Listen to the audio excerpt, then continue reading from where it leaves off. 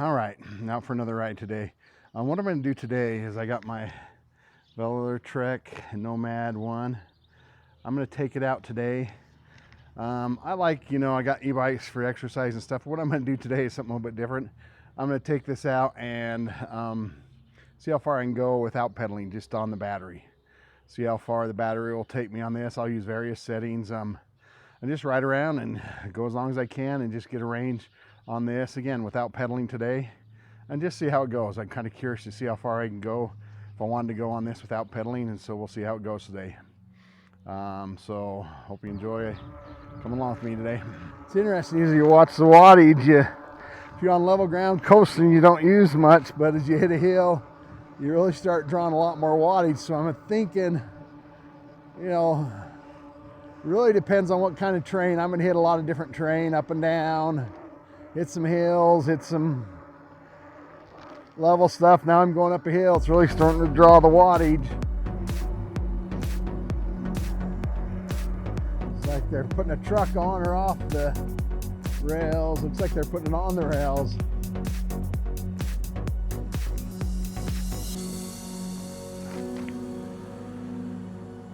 Kind of cool, little wheels to guide it, and the big ones still drive it. I'm going to see if I can make it up this road a ways. I bet I can't make it up the hill. From my past experience without pedaling, my weight, I don't think this bike has the torque to take me up the hill without giving it some assist, but we'll see.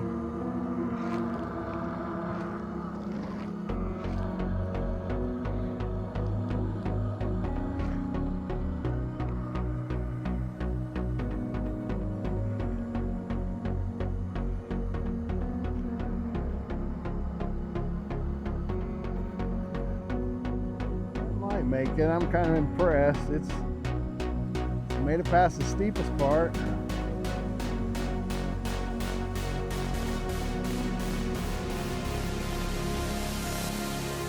Starting to pick up speed. I didn't think it'd make it up that part there.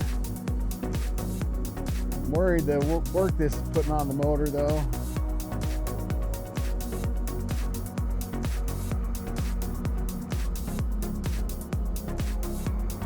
Shift down to pedal assist 4 just so if it does, it's almost up to that speed.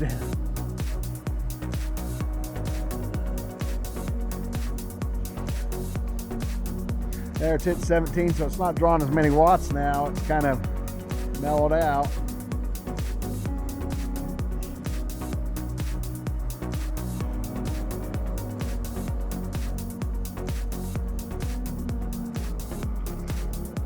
We're going to turn around here. I'm not going to climb this whole hill. I don't want to work the motor that hard.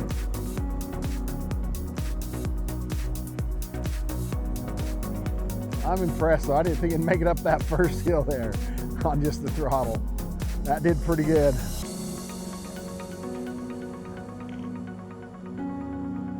It's just weird not pedaling. Still have all 5 bars.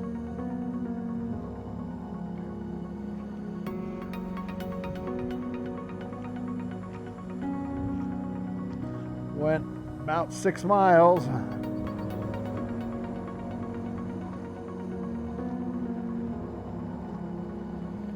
We're into Utah now.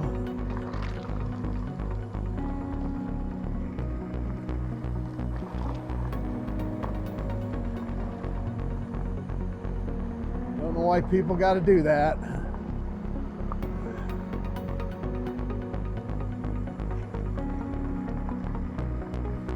Oh, dropped my first bar at 10.8. So 10.8 miles, dropped my first bar.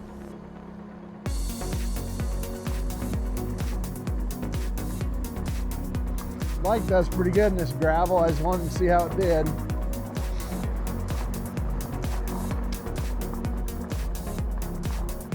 All right, we're gonna turn around here.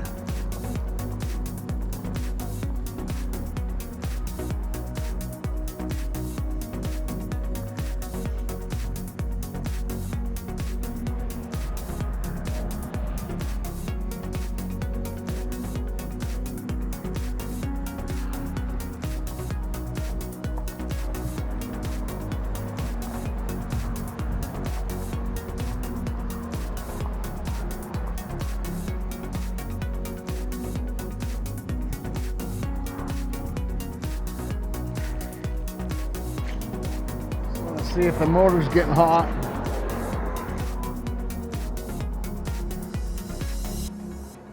A little warm.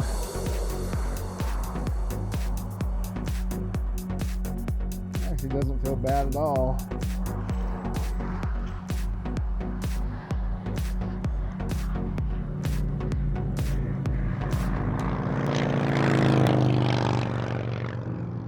Probably is this thing with one of these. I guess if you, one advantage of these, it's probably easier to change that than it is like the mid-drive if you burn up a motor.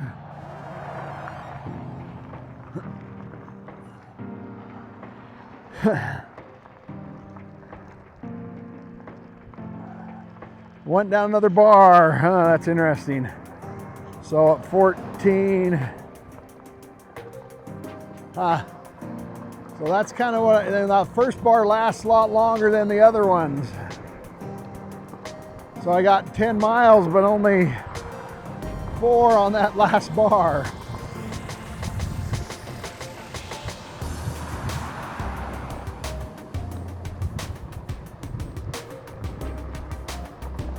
I thought about going further, but I was worried about that. I didn't want to get up there and have a long ride back.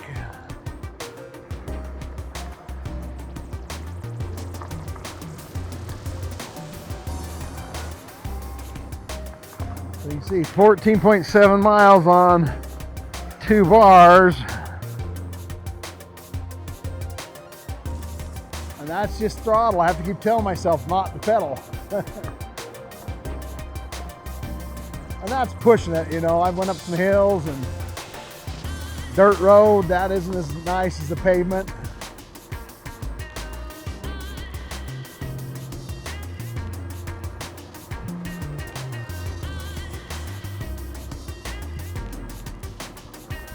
And all this I've just been at flat out on pedal assist 5.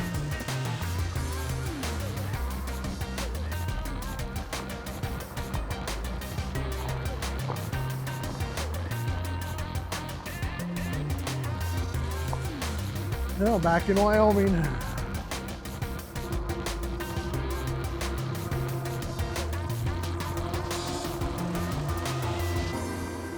$20 miles and 2 bars. So 3 bars drove 20 miles. Yeah, and that's somebody my size. We've been going up and down hills and 340 pounds going up and down hills. So I'm impressed. And that's just throttle. I haven't been pedaling at all.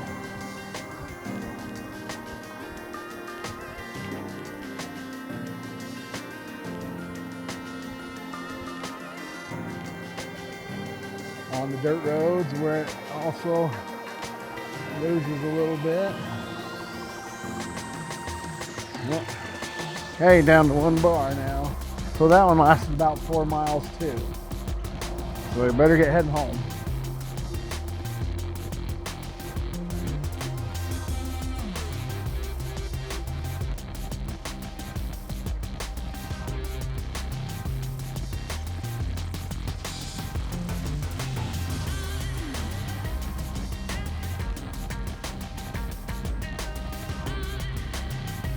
Now my only concern is trying to make it home up this last hill before the battery dies on the 1 bar. I don't mind riding downhill, but I want to ride this bike uphill. Pedal without a battery. Without the motor anyway. I don't want to have to ride this uphill without the motor.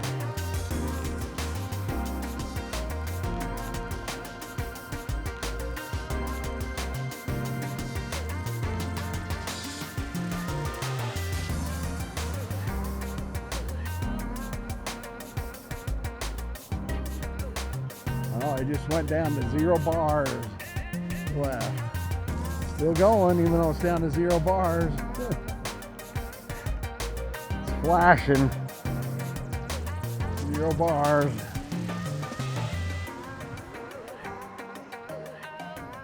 Just the question is now is how much longer will it go?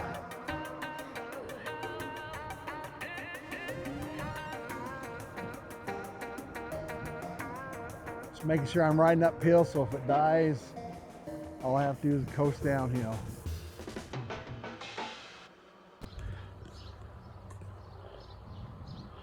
All right, so let's finish this up.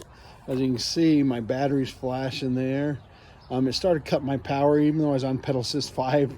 There at the end, it wouldn't give me enough to only go like probably about 10 miles an hour, 8 or 9 miles an hour. 27.6 miles is what I ended up getting. I'll look at my watch and see. I'm using my phone because I think my other camera died. But 27.6 miles is what I got just riding with my throttle.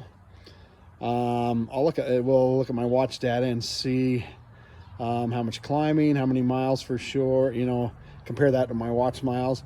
But we'll see how many feet of elevation and stuff we got. It was a fun ride. Just using my throttle was kind of interesting to see how far we got. I'm pretty impressed. Okay, let's look at this data after the ride. There's a couple interesting things that I wanted to point out. First one was the difference between my watch distance. You can see right here, my watch gave me 25.28 miles, and my the bike said 27.6 miles. There's always going to be a little bit of discrepancy because the watch is GPS and the bike measured it by the revolutions of the tire. So there's always going to be a little bit of discrepancy. I'm kind of surprised it's over 2 miles. That was kind of shocking to me. I'm going to investigate that a little bit more and see if I can figure out why there's such a difference, see if the bike is really that inaccurate or something's going on. I'd really like to mess with that too and see if that's affecting the speed and stuff too, and see how that is. But either way, even if it's 25.28 miles, that's pretty impressive to go that far with just the throttle for somebody my size, 340 pounds, going up and down hills.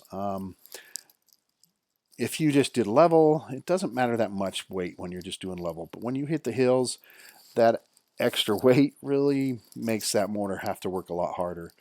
And so that makes a big difference, weight does, especially when you're going up and down hills. Level doesn't really matter, but on hills, that adds a lot more energy to go up and down the hills. You can see my riding time was 1 hour and 40 minutes.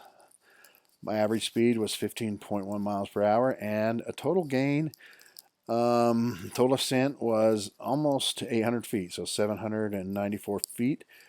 So that was a pretty good gain in elevation. Just again, riding around up and down hills and just riding around the area here in Evanston. So good little ride.